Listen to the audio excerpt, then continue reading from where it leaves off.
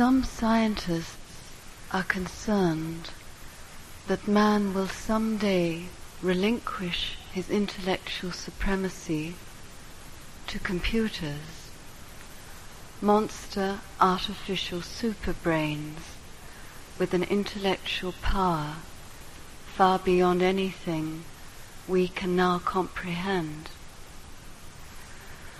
Another fear is that through genetic engineering, man will be capable of growing artificial intelligence to order. Or there could be a combination of both, where supergrown organic brains can plug in to a supercomputer, or computer superchips can be implanted into brains. Would such supercomputers or superbrains be capable of taking man on a quantum leap, cutting our deadly connections with the past? Or would they too be unable to escape man's idiotic conditioning?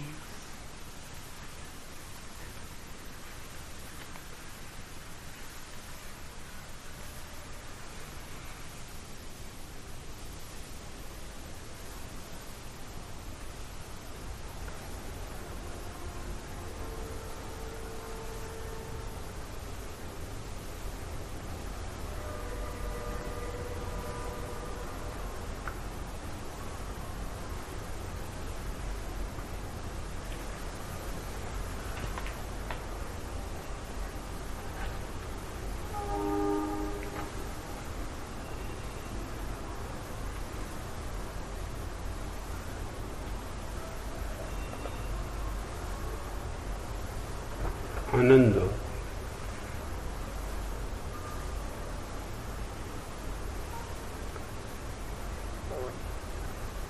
The question may not appear very serious, but it is one of the most serious questions possible.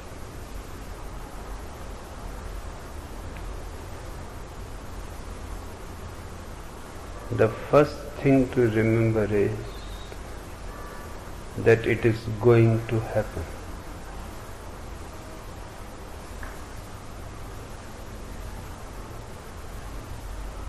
There is no possibility to avoid it. Neither there is any necessity to avoid it.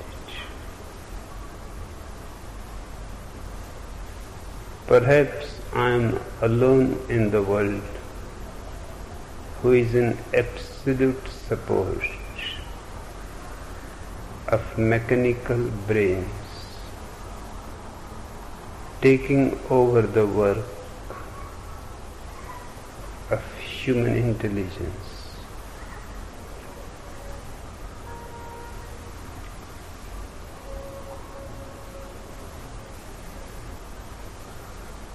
The reasons are very clear why I am in support of such a strange thing. First, what we call human mind is itself a biocomputer.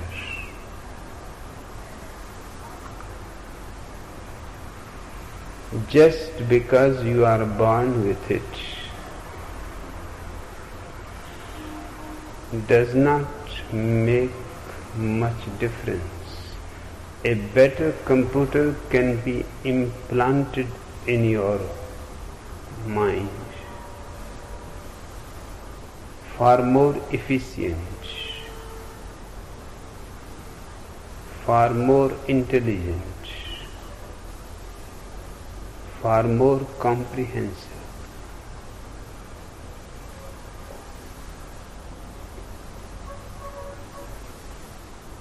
There are always people who are afraid of every new thing.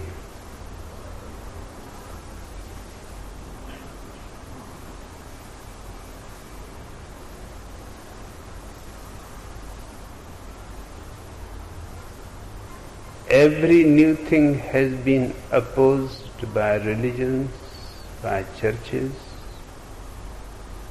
vehemently. Because every new thing changes the whole structure of human life.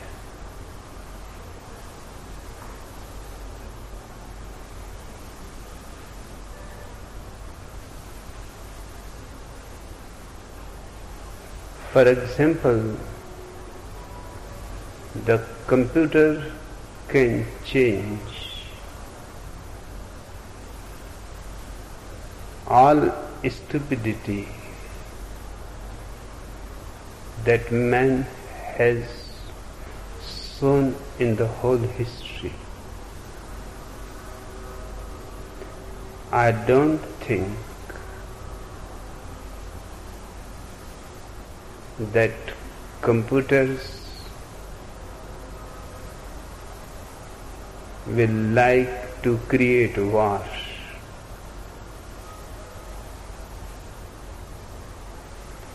Our computers will exploit people. Our computers will discriminate between the black and the white, between man and woman. Moreover, you are always the master, not the computer. You can always change the program of the computer. Computer is simply a tremendous instrument which gives you immense possibilities which are not available to you biologically. You can do things which man has never dreamt of.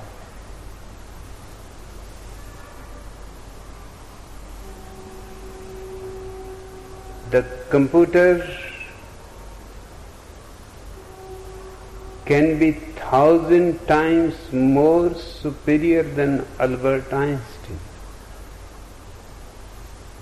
Naturally, the computer can produce a science far more fundamental, far more real, not every day changing, because new discoveries go on happening and the old discovery becomes out of date. The computer can reach to the very center of reality. It can reveal to you whatever you want. It is an instrument in your hands. It is not a danger. And because it will be doing all the intelligent, intellectual, mental work, nobody has seen this possibility which I am telling to you, that you are left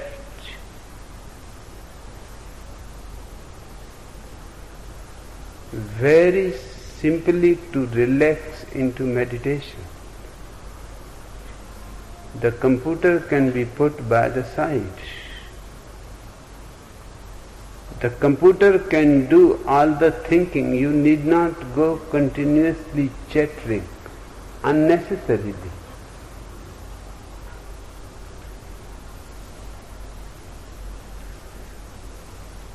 And the computer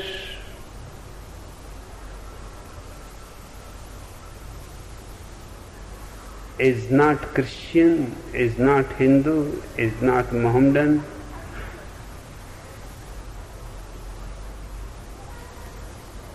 It is simply a mechanical device created by human consciousness,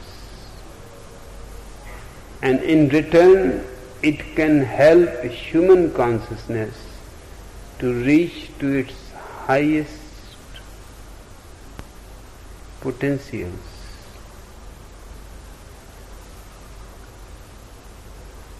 But every new thing will be opposed, because every new thing will make old things out of date. Old factories will close, old industries will close. There are many inventions which are never marketed in the world, because the people whose business will be affected by them purchase their copyright.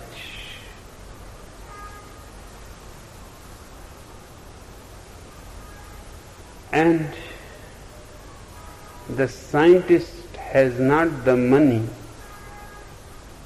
to produce his own conception into a reality.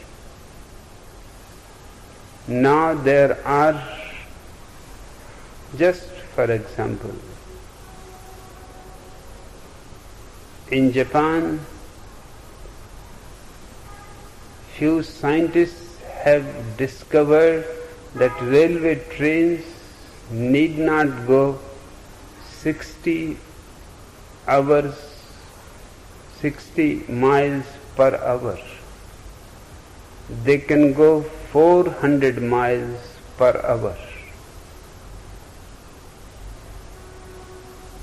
And what is significant, if they go 400 miles per hour, just the speed will take them up 1 feet above the rails.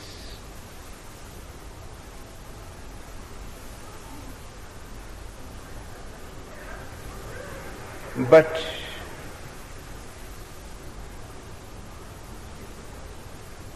it is dangerous to all the old owners of railways, small stations. They can't stop. And particularly in Japan, they can have only the beginning station and the ending station, a small land.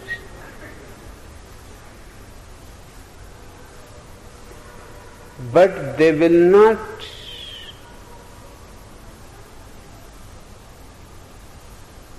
have accidents the way accidents happen today. They will never be late. They may even be ahead of time.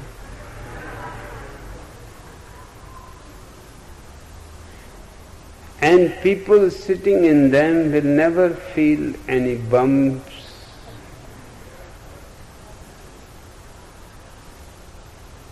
In fact, railway lines are not needed. The train has to run only for few miles to take off, just like an aeroplane.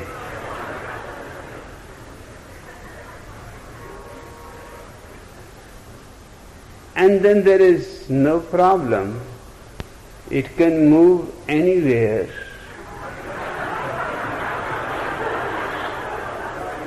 It can go according to the whim of the driver.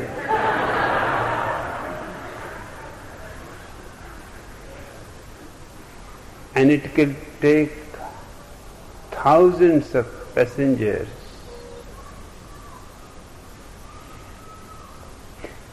But it is not being marketed.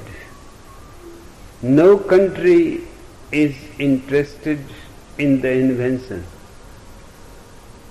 because so much money is involved in the old railway trains, old railway stations.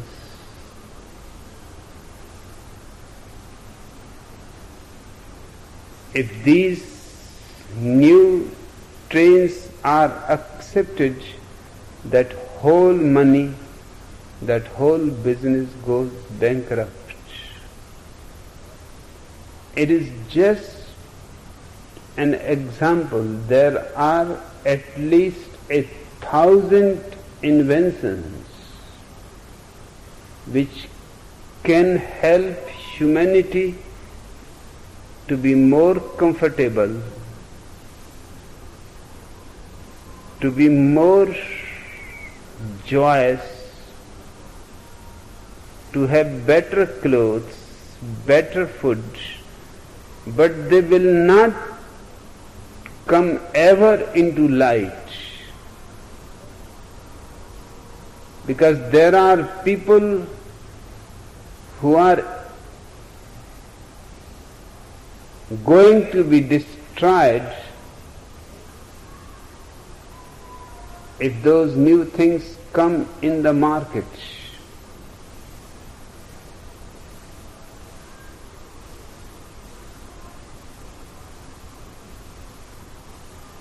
And new things are naturally create fear. Now, sitting in a train for the first time, which is going to take off, do you think you will not be afraid?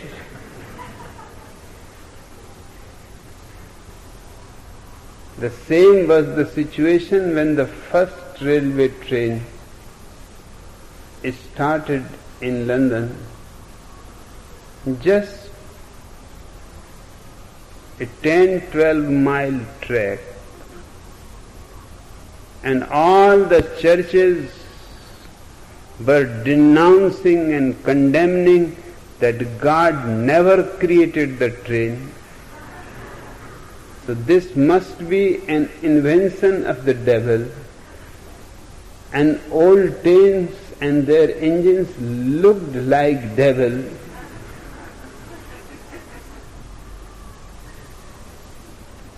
And they were making people aware that don't get into them. And they were not asking for any ticket. On the contrary, they were offering breakfast, lunch,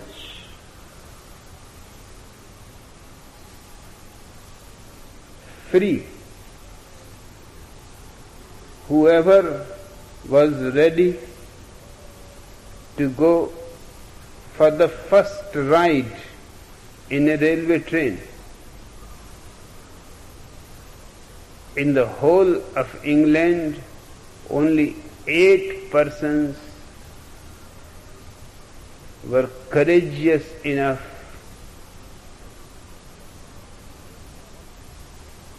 The fear was created by the churches that it is true that these trains will start, but what is the guarantee that they will stop? Once you are in, finished. The train never stops.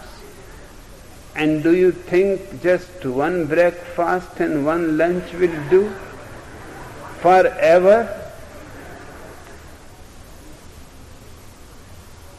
prove the guarantee that they will stop. Now nobody can prove because the train has never even started. The stopping is not the question. Those 8 persons who entered, their families were crying and weeping, and their children were pulling them out that, "Dad, don't go."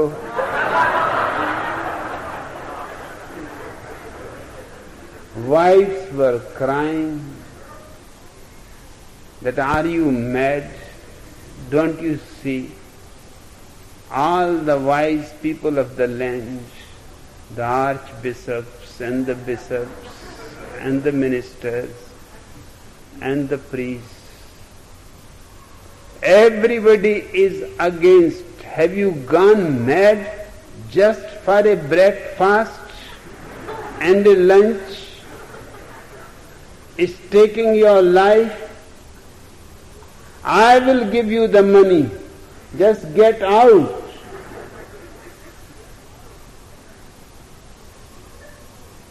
But those 8 persons said, "We are not going to get out. We have seen the world enough. Now let us see what happens if the train does not stop. Something is bound to happen."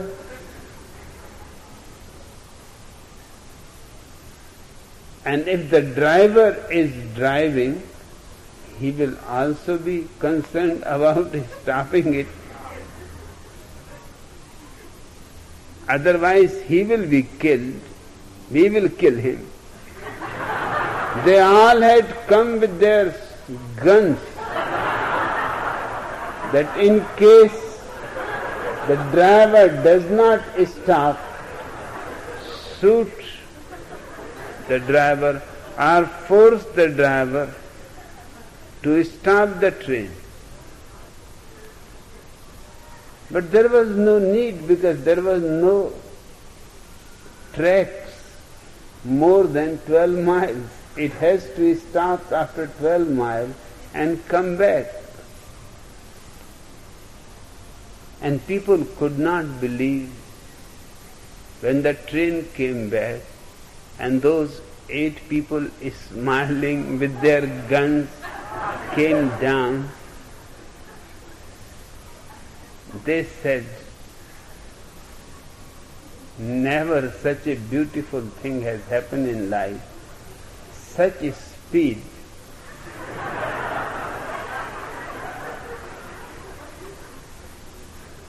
Now nobody ever asks the driver that, "Give me the certificate that the train will stop." Nobody goes with the gun. The train is accepted. But a train that goes with 400 miles without tracks is dangerous. All the churches will join together, all the religious people will join, will protest that government should stop. This is very dangerous. These trains can run into cities, over people. Nobody can prevent them because they don't need tracks. Once they have taken off, they can destroy the whole earth. No need of any nuclear energy, and the people inside can enjoy all kinds of scenes. But it will be very difficult to persuade people first to make those trains, then to become passengers in them.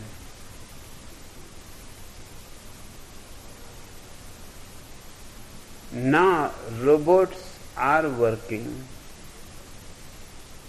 They have already come in existence, and particularly in Japan, which is far advanced in technology than any country today.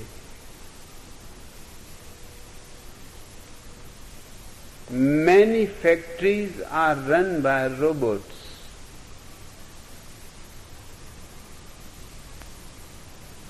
They never tire. They never retire. They don't ask for a salary or for a raise. They don't make unions. They don't go on a strike. They are the most nice people you can find. And they work 24 hours, day in, day out. Their efficiency is perfect, 100%. But it is a danger because people are becoming unemployed. Now these unemployed people are going to create trouble. They don't want robots. But I am all in favor of robots. Everybody should be unemployed and paid. Paid for being unemployed. Robots are doing the work, you get the pay.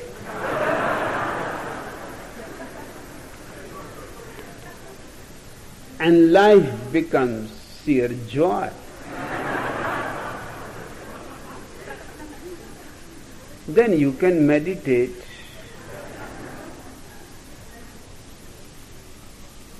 You can dance, you can sing.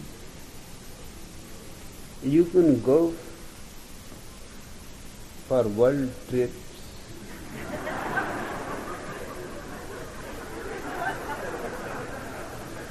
The problem arises because we cannot think the solution. The solution is simple. You were paid because you were producing. Now the robot is producing more, many times more, and he is not being paid. There is no need for you to remain unemployed, hungry, poor. It is such a simple arithmetic that you should be paid more, because now you have vacated the place for a robot which produces 100 times more. So if your salary is doubled, there is no loss.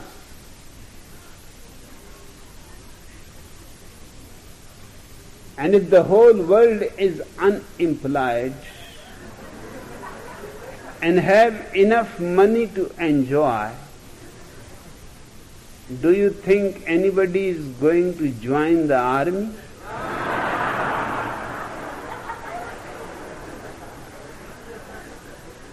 People will join carnivals, circuses,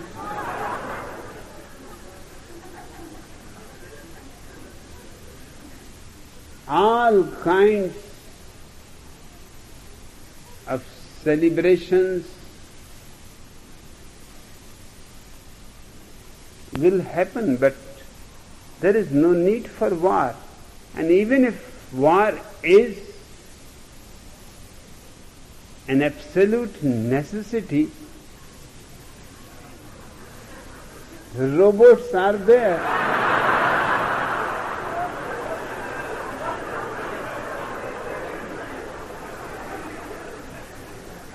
Just let them fight. Nobody is going to win. Both the sides are robots. Nobody is being killed. Just every day they come back, few parts missing.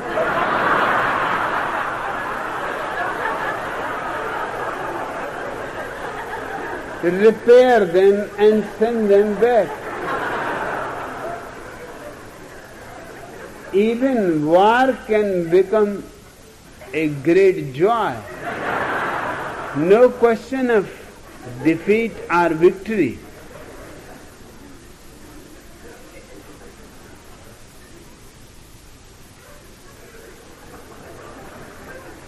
But people are afraid because they cannot conceive a certain possibility in which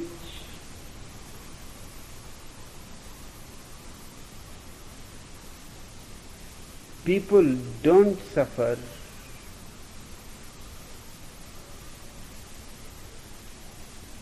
Anando's question is that these computers is going to take the place of intelligence. They will be far superior in intelligence.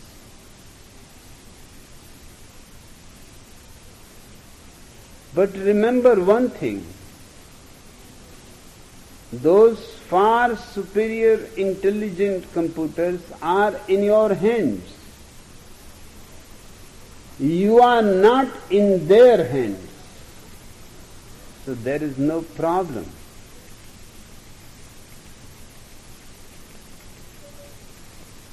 Up to now you have lived according to memory, which is an unnecessary burden carrying into the head. 25 years of teaching in the schools, colleges, universities, PhDs, DLITs. What you are doing? You are creating a computer, but with an old, out-of-date method. Forcing small children to memorize. There is no need. The computer can do everything. Just the computer has to be given information.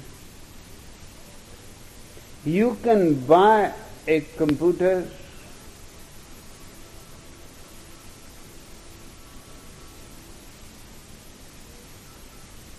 which knows everything about medical science. You need not go to a medical college. You simply ask the computer and immediately the answer is there. Your memory is not so reliable. And the computer can always be fed with new memory because new discoveries are being made every day. The computer can be plugged to the main computer of the university. So without your even bothering, every new discovery concerning your subject immediately moves into your computer. It waits there, you inquire, and the computer tells you. You can have a multi-dimensional computer which has all kinds of memory, or a one-dimensional computer which has only history, the whole history of mankind. Now you cannot have the whole history of mankind. Do you know on what date Socrates was married to Xanthippe? But the computer can tell you immediately.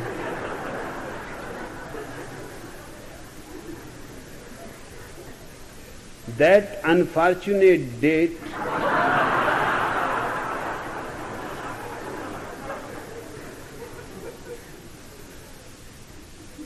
I have always suspected that Socrates accepted the poison so easily because of his wife.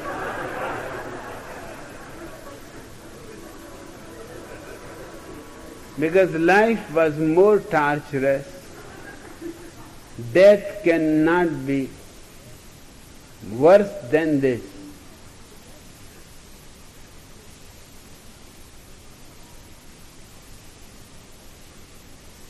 How much you can memorize? Your memory has a limitation, but the computer can memorize almost unlimitedly.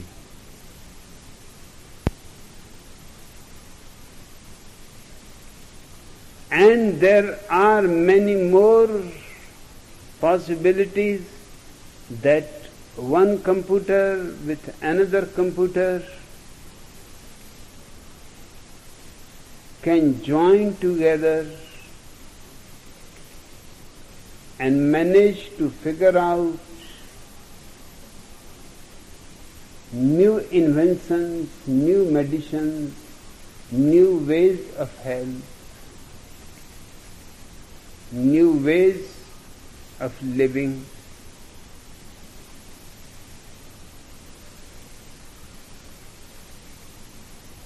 Computers should not be taken as a monster. Anando, it is a great blessing. And what man's intellect has done is very small. Once the computer takes over, so much can be done.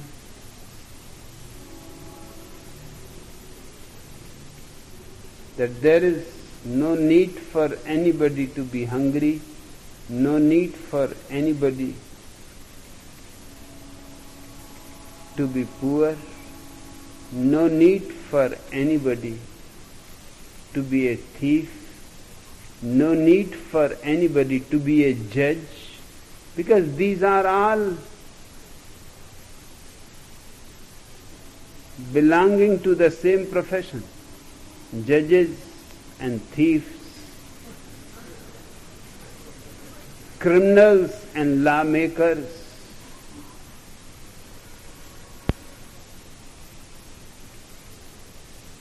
There is no need for anybody to be poor and no need for anybody to be rich. Everybody can be affluent.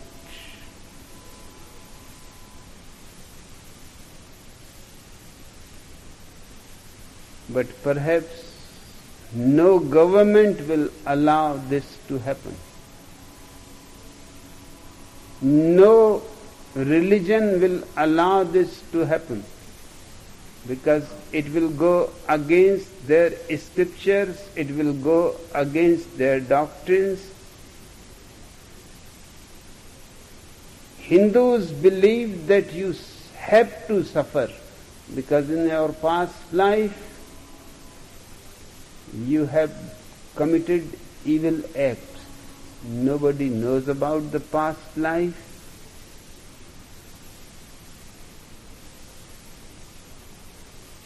They cannot accept an invention which can remove misery, poverty, sickness. Because then what will happen to the theory of reincarnation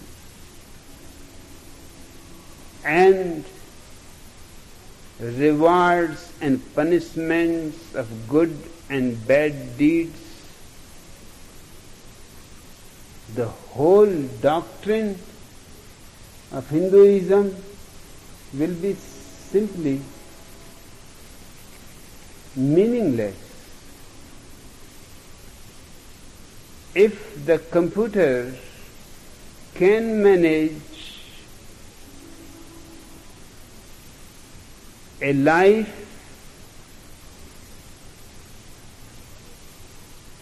as long as you want to live, if a computer can manage you always to be young, no need for old age, unless you want,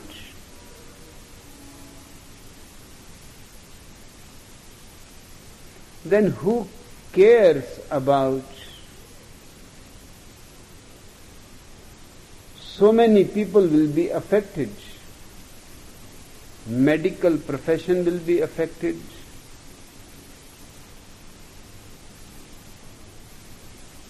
Pharmacies will be affected. People who are living on your sickness will be affected.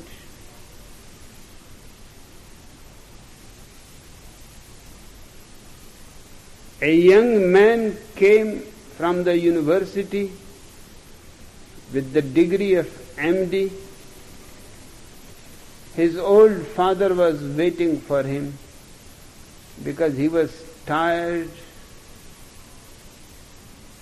working his whole life. 3 sons were reading in the medical college.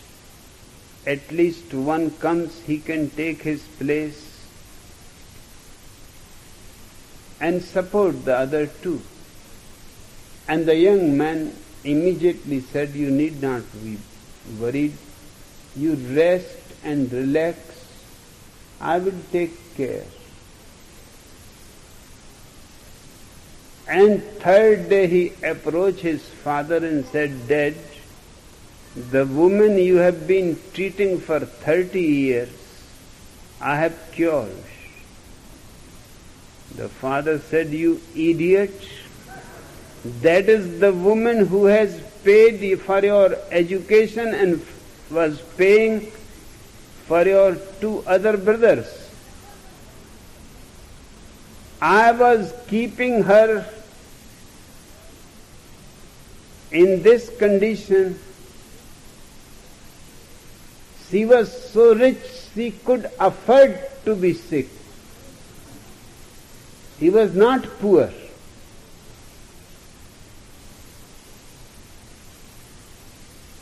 To be rich and to be sick is very dangerous. To be poor and to be sick is not very dangerous. You will be cured very soon because you cannot pay much. On the contrary, you may ask the doctor that, "What about the medicine? What about the food you have prescribed? I don't have any money." The doctor will think it is better to cure him and get rid of him. But when a rich man is sick, then it becomes professionally a very strange dilemma in the mind of the physician, to cure him or to linger on. Because you linger on more, you get more money. If you cure him, you don't get that money. But if computers can manage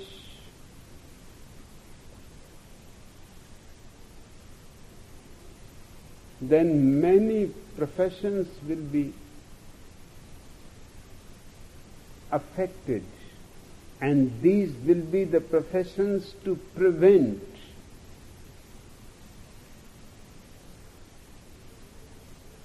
And they will make 1,001 excuses that God never created a computer. that computers are dangerous because they will take all the intelligence away from you. What you are doing with your intelligence? Being miserable? Being jealous? At least computers will not be jealous and will not be miserable. What you are doing with your intelligence? Destructiveness, all kinds of war, all kinds of violence.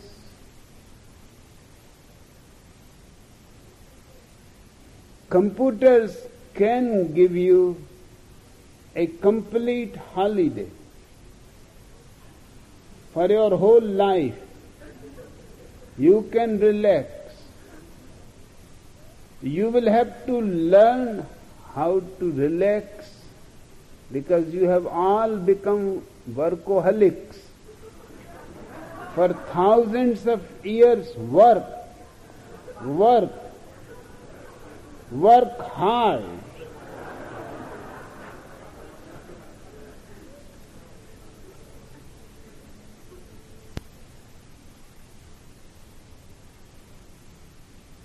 Computers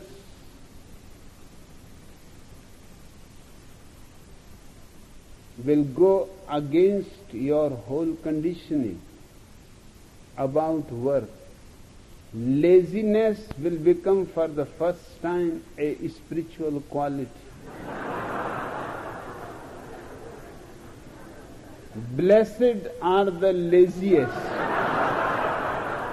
for theirs is the kingdom of this planet.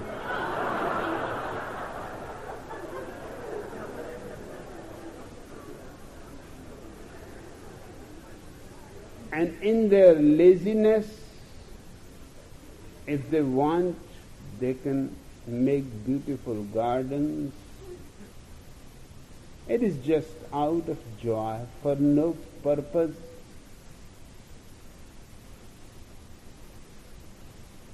They can paint not to sell, but just to rejoice. The colors, the mixing of colors, the dance of colors. They can play music not for any other monetary reason,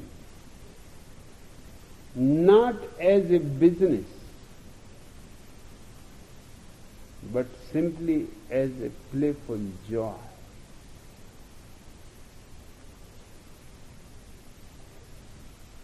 Life can become really what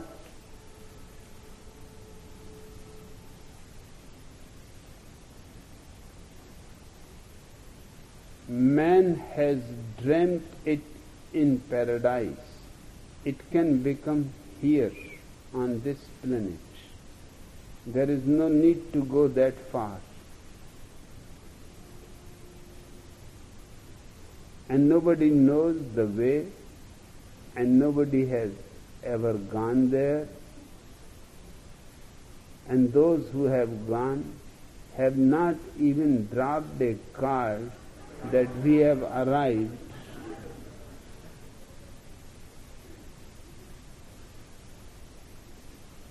Such miserly people.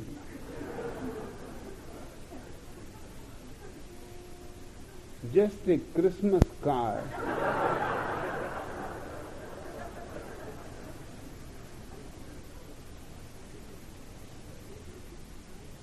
But paradise has to be created. There is no paradise in existence.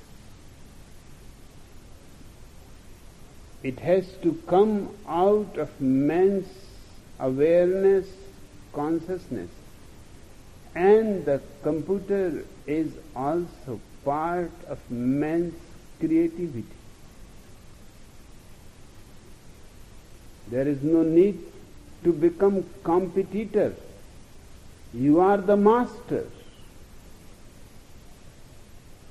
And for the first time,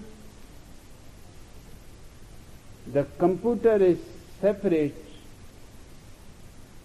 and you are separate. That's what all the teachings of the mystics have been telling you, that your mind is separate and you are separate. But it is difficult because the mind is inside your head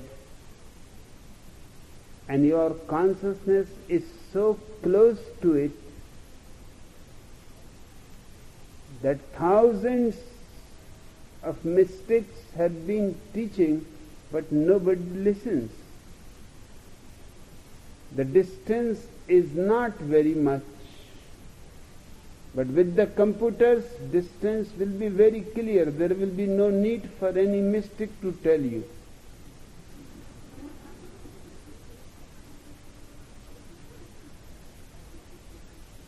Everybody has his own computer in his pocket and knows that it is separate.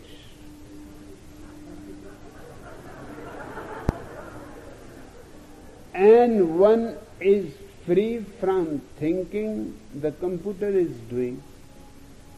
You want to think something, tell the computer.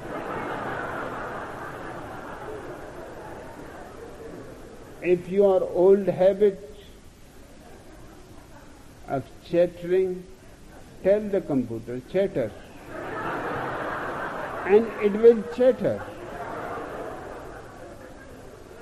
But you can be for the first time what the Buddhas have been telling, be just aware, silent, peaceful, a pool of consciousness. A computer cannot be aware. A computer can be intellectual. A computer can be knowledgeable. A computer can be so much knowledgeable that it can contain all the information of all the libraries in the whole world. A single computer that you can keep in your pocket. It will relieve millions of people from memorizing unnecessary things. It will keep millions of people teaching and torturing students. Examinations and all kinds of stupid things will disappear.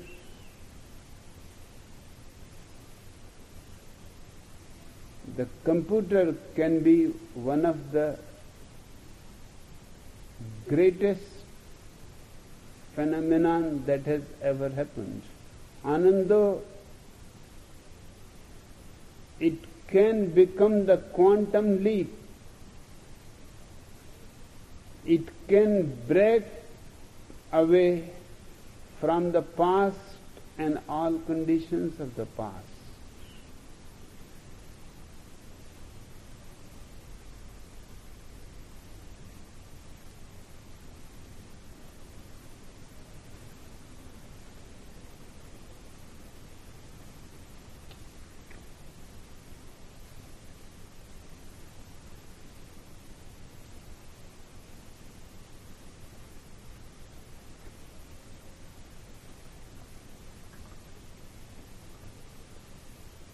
Jaime Goldberg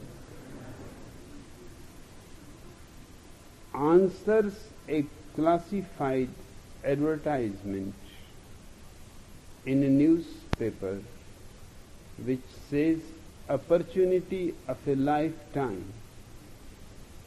He is given an address and finds himself face to face with old man Finkelstein.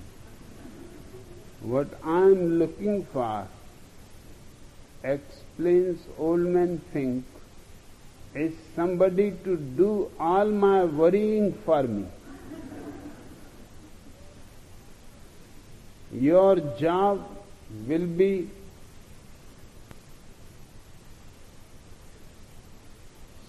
shoulder all my cares. That's quite a job, says Jaime. How much do I get paid?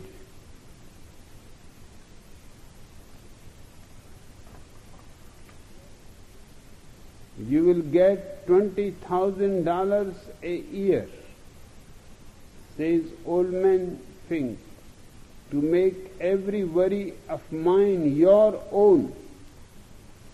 Okay, says Jaime.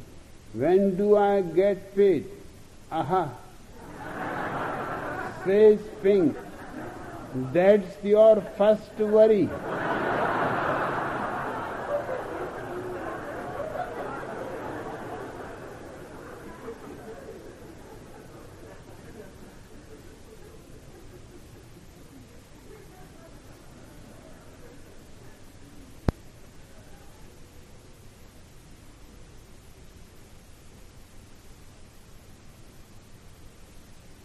Something serious for Ananda. A filly calls up his travel agent on the phone. Listen, he says, I have had enough of this armpit. I need a vacation. What can you do for me?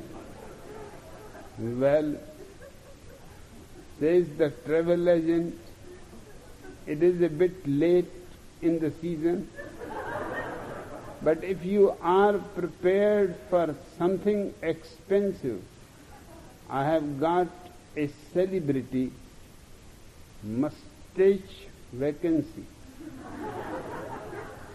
The filly jumps at the offer, and the next week he moves into Robert Pickford's mustache. However, all is not well, and he phones his travel agent again.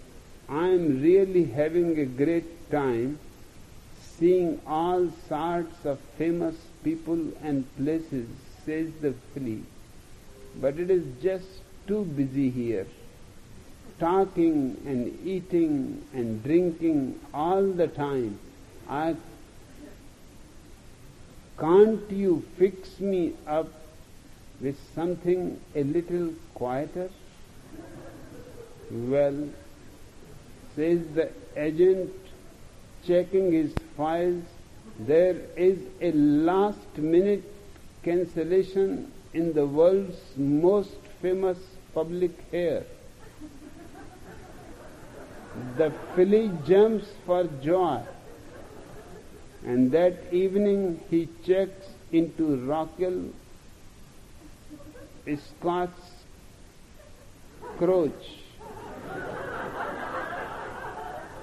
The next day he is back on the phone.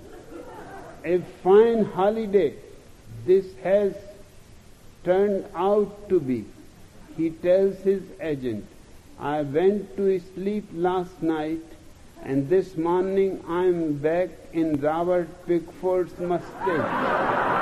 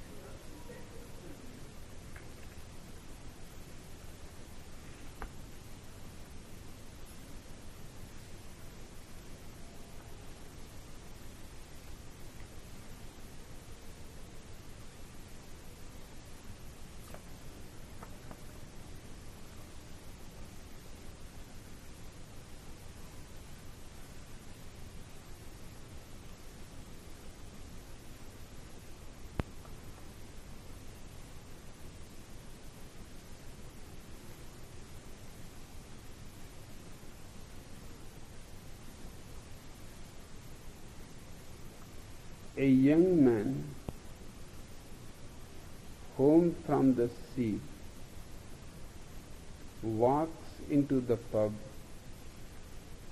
He orders a large scotch, whiskey, and offers a 100-pound note. "I am sorry, sir," says Hamish McTavish, the barman. "I have only just opened and I can't change that." "Well, it is all I have got," replies the man. "So you can either let me drink until you have got the change, or I will have to go somewhere else." After an intense mental struggle, Hamish agrees to let the man keep drinking until he gets the change. Soon the young man is chatting with Mrs. McTavish and starts buying her drinks. A dozen drinks later, Hamish looks around and the man is gone. "Where is that man with the 100-pound note?" asks Hamish, panic-stricken. "The last time I saw him," says one of his locals, "he was going upstairs with your wife, and they were both taking their clothes off." "Thank God for that," gasped Hamish. "I thought he would left without pay."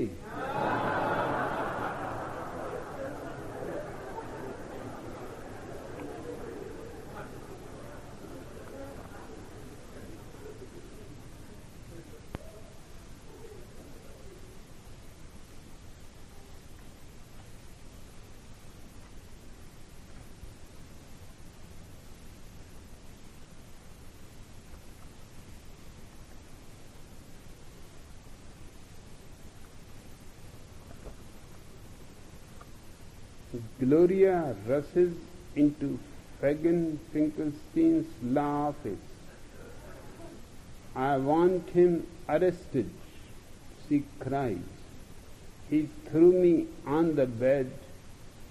It was terrible." "Now calm down," says Fagin, "and give me the full story." "He locked the door," she sobs. "Aha! Kidnapping," says Fagin, making notes. 10 years. "Then what did he do?" "He pulled up my skirt," says Gloria. "Indecent exposure. 2 more years," says Fagin. "Then what?" "He put his hand on my sobs Gloria. "I understand," says Fagin, writing fast. "Attempted assault, 5 years. And then what?" "Then he did it to me," she cries. "That is rape," shouts young Finkelstein. 30 years. Or maybe the gas chamber. And all the time you were screaming and struggling?" "Well," replies Gloria, "not exactly. It was late and I did not want to disturb everybody." "Ah, shit," shouts Fagin, tearing up his notes. "That is just a regular screw." So